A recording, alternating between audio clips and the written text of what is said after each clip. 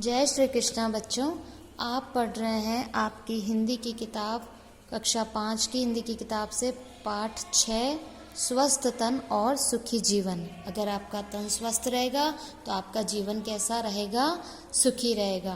पिछले वीडियो में हम यहाँ तक पढ़ चुके हैं कि सुषमा ने कहा था कि हमें घर को साफ सुथरा रखना चाहिए, तो दादाजी ने क्या कहा था कि हाँ बहू, इस बात पर तुमने अच्छी तरह अमल कर रखा है, मतलब तुम घर को बहुत अच्छे से साफ सुथरा रखती हो। सुबह उठते ही झाड़ू लगाकर तुम फर्श और दीवारों पर धूल नहीं जमने देती, और बच्चों को भी पता होना चाहिए कि गंदगी से कीटाणु के फैलने का डर रहता है, और सफाई नहीं होने पर नालियों में कीचड़ जमा हो जाता है और वहाँ भी कीटाणु पल सकते हैं। और इस चित्र में आपने अच्छे से देखा था कि हमें भी आदत अपनानी चाहिए, कहीं भी खेल कर आए हैं, बाहर से आए तो हमें घर आते ही अपने हाथ पैर और मुंह को अच्छी तरह धो लेना चाहिए।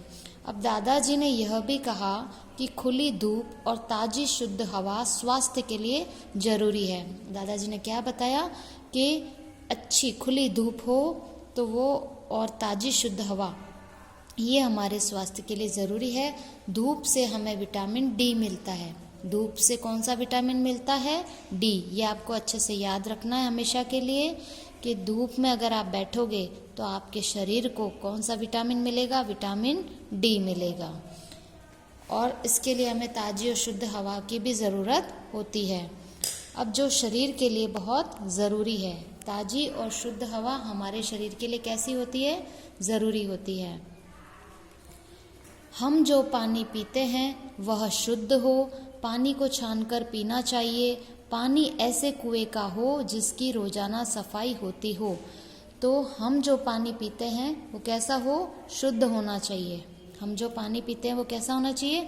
एकदम शुद्ध होना चाहिए, साफ सुथरा होना चाहिए, पानी में गंदगी नहीं होनी चाहिए।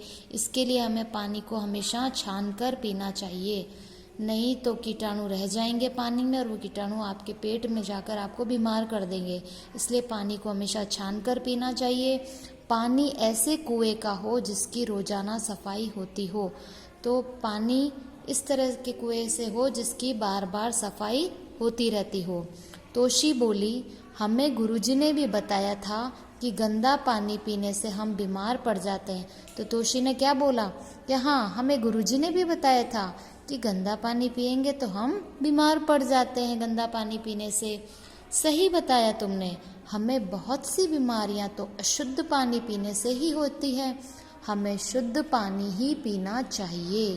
तो उसने क्या कहा? सही बताया तुमने, बहुत सी बीमारियां तो अशुद्ध पानी पीने से ही होती है। कितनी सारी बीमारियां हमें इसलिए हो जाती हैं क्योंकि हमने अशुद्ध पानी यानी गंदा पानी, बिना छाना हुआ पानी, ऐसा पानी हमने पी लिया है। तो बहुत सी बीमारियां तो हमको अशुद्ध पानी पीने से ही होती है। हमें शुद्ध पानी ही पीना चाहिए, हमेशा हमको शुद्ध पानी ही पीना चाहिए। बातें हो गई हो तो खाना लगा दूं, सुषमा की आवाज़ आई। जैसे ही सब बातें करने वाले बैठते हैं तो घर वाले क्या कहते हैं आवाज़ दे करके? हाँ भाई, अब तुम्हारी अगर बातें हो गई हो तो खाना लगा दूं। ये आवाज़ किसने लगाई? सुषमा ने। अरे याद आया बच्चों, हमारा भोजन भी शुद्ध, ताज़ा और पौष्टिक होना चाहिए। अब देखो वो दादाजी क्या बता रहे हैं कि याद आया बच्चों, पहले उन्होंने पानी के बारे में बताया था कि पानी शुद्ध पीना चाहिए, गंदा पानी पीने से बीमार होते हैं। अब इन्होंने क्या बताया कि हमारा भोजन भी कैसा होना चाहिए? एकदम शुद्ध, ताज़ा और पौष्टिक होना चाहिए। मतलब अच्छी चीज़ें हम भोजन बनाने में अच्छी वस्तुओं का उपयोग करें, शुद्ध होनी चाहिए, एकदम ताज़ा होनी चाहिए और पौष्टिक होनी चाहिए। उनके अंदर पौष्टिकता होनी चाहिए भोजन के अंदर। खुली हुई चीज़ें जिन पर मक्खियाँ भिनभिनाती हो कभी नहीं खानी चाहिए।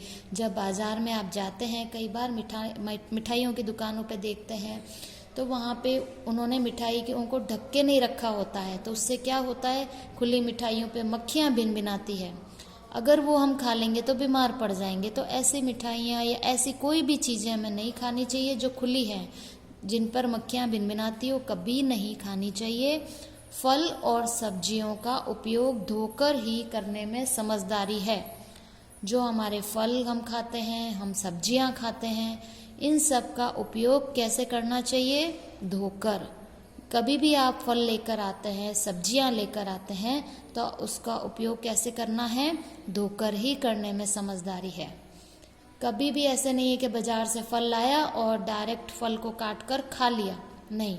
फल को अच्छे से धोइए, सब्जियों को अच्छे से धोइए, क्योंकि उन पर कीटनाशक छिड़का हुआ होता है, दवाइयाँ छिड़की हुई होती है, तो उनको साफ करके ही खाना चाहिए। खुली चीज़ें और पहले से काट कर रखे फलों को खाने से बीमार पड़ने का भय रहता है। अगर कोई चीज़ें खुली पड़ी हैं या कोई ऐसे फल हैं जिनको बहुत देर पहले से काट के रखा हुआ है, तो ऐसे फलों को नहीं खाना चाहिए। ऐसे रखे फलों को खाने से हम बीमार पड़ सकते हैं, बीमार पड़ने का भय रहता है। हमेशा कोई भी फल खाना है तो उसे हाथों हाथ काट कर खाइए, पहले से काट कर ना रखें, उससे बीमारी फैल सकती है, कीटाणु हो सकते हैं। और खुली चीज़ों को तो बिल्कुल भी नहीं खाना चाहिए। विद्यालय में मिलने वाली डीवार्मिंग की गोलियों से भी पेट की बीमारियां दूर रहती हैं। आयरन की गोलियों से स्वास्थ्य तरोताज़ा रहता है, दादाजी कहते गए। जो विद्यालय यानी स्कूल, जो स्कूल में आपको डीवार्मिंग की गोलियां मिलती है, डीवार्मिंग की गोलियां किसके लिए मिलती है? पेट की बीमारियों को दूर करने के लिए। तो जो विद्यालय में डीवार्मिंग की गोलियां मिलती है, उससे भी पेट की बीमारियां दूर रहती है। आयरन की गोलियों से स्वास्थ्य तरोताज़ा रहता है। आयरन की जो गोलियां होती है वो अगर हम लेंगे तो हमारा स्वास्थ्य तरोताज़ा रहता है। तो स्कूल में अगर आपको कोई भी गोली मिलती है तो उसे खाना चाहिए। पेट की गोली है, स्वास्थ्य सही रखने के लिए आयरन की गोली, ये आपके शरीर में लोह तत्व की कमी को पूरा करती है। तो ये सब बातें कौन बता रहे थे? दादाजी बता रहे थे। खाना लगा तब तक उन्होंने यह भी बताया कि अच्छी तबीयत के लिए हमें कसरत भी करनी चाहिए। जब तक खाना लगा तब तक उन्होंने क्या बताया कि अच्छी तबीयत के लिए हमको कसरत भी करनी चाहिए। कसरत करना यानी व्यायाम करना। कसरत करना मतलब क्या होता है? व्यायाम करना। तो हमको शुद्ध पानी भी पीना चाहिए, शुद्ध भोजन करना चाहिए और अच्छा कसरत भी करनी चाहिए। रोजाना खेल में रुचि लें, मगर खेल वे हो जिनमें शारीरिक व्यायाम हो जाए। हमको खेल में हमेशा रुचि लेना चाहिए, खेल खेलना चाहिए, लेकिन खेल वो हो जिसमें शारीरिक व्यायाम हो जाए, हमारे शरीर की कसरत हो जाए, ऐसे खेल खेलने चाहिए। Kho kho, kabaddi, football, volleyball, table tennis, तैराकी आदि से हम भले चंगे हो सकते हैं। तो ये खेल हमें हमेशा खेलते रहना चाहिए। जैसे हम खो खो है, कबड्डी है, इनके अंदर टेबल टेनिस, फुटबॉल, वॉलीबॉल, तैराकी करेंगे तो हमारा स्वास्थ्य अच्छा रहेगा। इन खेलों को खेलने से हमारी कसरत भी हो जाती है। तभी दादी जी भी टहलते टहलते आ गई।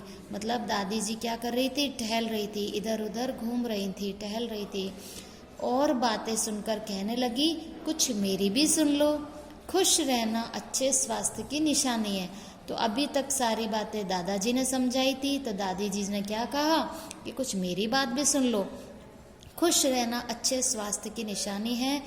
न चिढ़ें, न गुस्सा करें और न ही चिंता करें। धीरज और प्रसन्नता दिखाएं। कहा है ना, हंसो और हंसाओ, अच्छा स्वास्थ्य पाओ।